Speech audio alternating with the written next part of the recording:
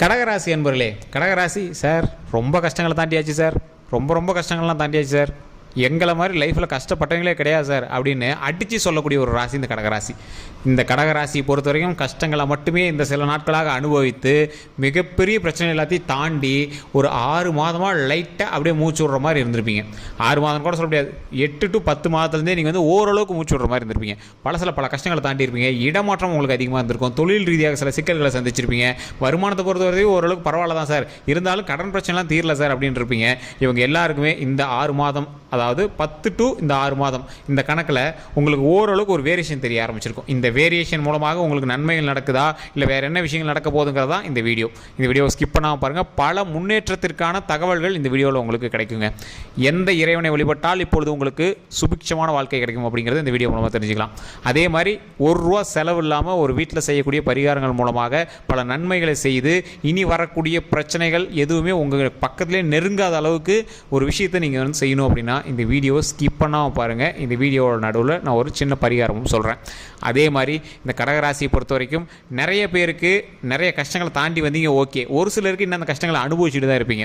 ஏன் அப்படின்னு கேட்டிங்கன்னா, பாதி பேருக்கு சால்வ் ஆயிடுச்சு சார். நான் இன்னொரு கடகராசியை பார்த்தேன், ஆனால் அவர் வந்து இப்போ ஹாப்பியாக தான் இருக்கார், பிரச்சனைலாம் சால்வ் ஆயிடுச்சு, கடன்லாம் அடைச்சிட்டாரு. ஆனால் இன்னொரு வகையான கடகராசி என்ன பண்ணிட்டு இருப்பாங்க, ரொம்ப கஷ்டத்துலேயே தான் இருக்கேன், அதுன்னு சரியாகலை, கடன்லாம் அப்படியே தான் இருக்குது அப்படின்னு இன்னொரு பக்கம் இருப்பாங்க.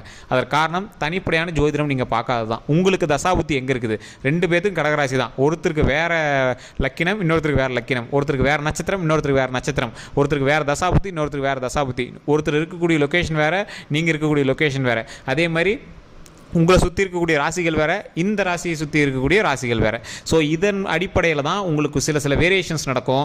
அந்த வேரியேஷன் நீங்கள் தெரிஞ்சுக்கணும் அப்படின்னா கீழே ஃபோன் நம்பர் கொடுத்துருக்கேன். உங்களுடைய பிறந்த நேரம், பிறந்த ஊர், பிறந்த தேதி போதும்.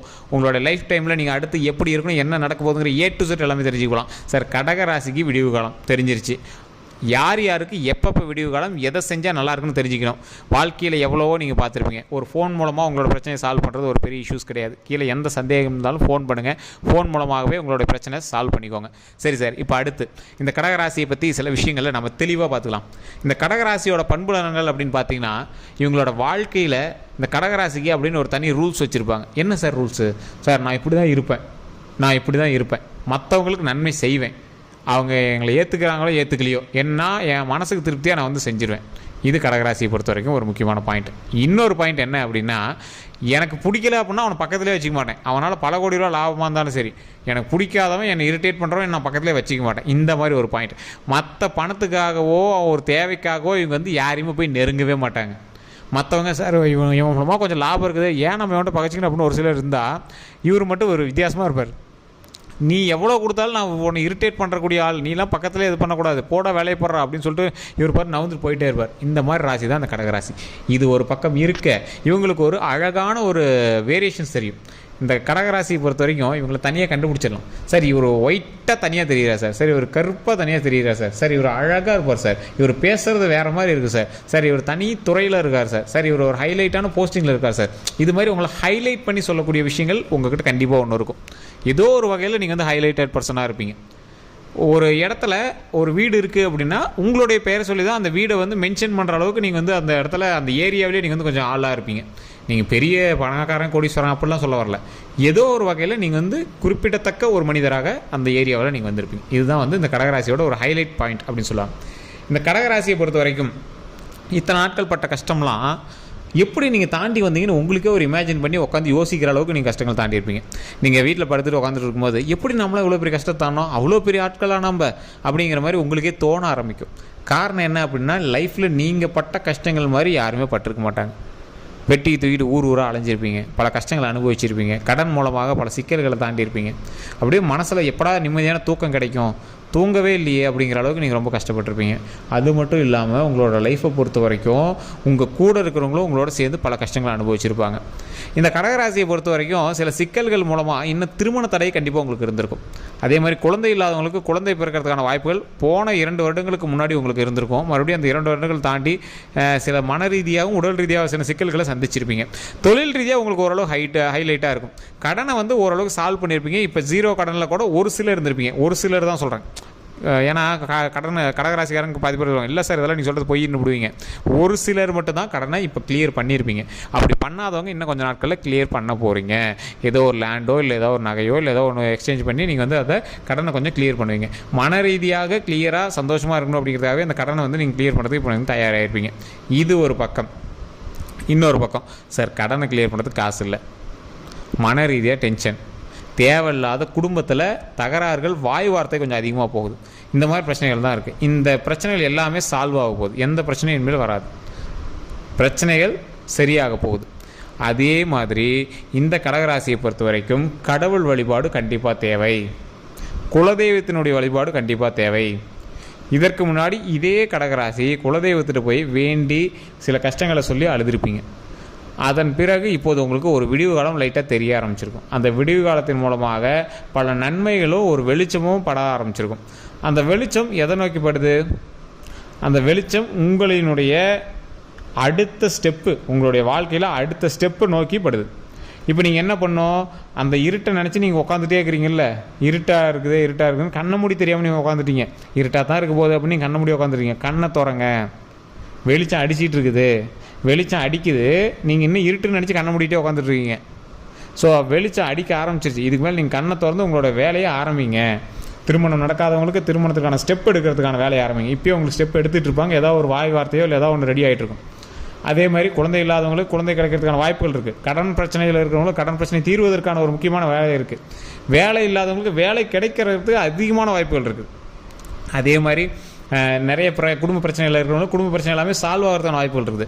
சொத்து பிரச்சனைகள் இருக்கிறவங்களுக்கு கிளியர் ஆகிறதுக்கான வாய்ப்புகள் இருக்குது. தாய் தந்தையர்கிட்டதோ இல்லை உங்களோட தாத்தா பாட்டி எடுத்தோ சொத்துக்கள்லாம் வருது அப்படிங்கிறது ஒரு உறுதிமொழியாவது உங்களுக்கு கிடச்சிருக்கும்.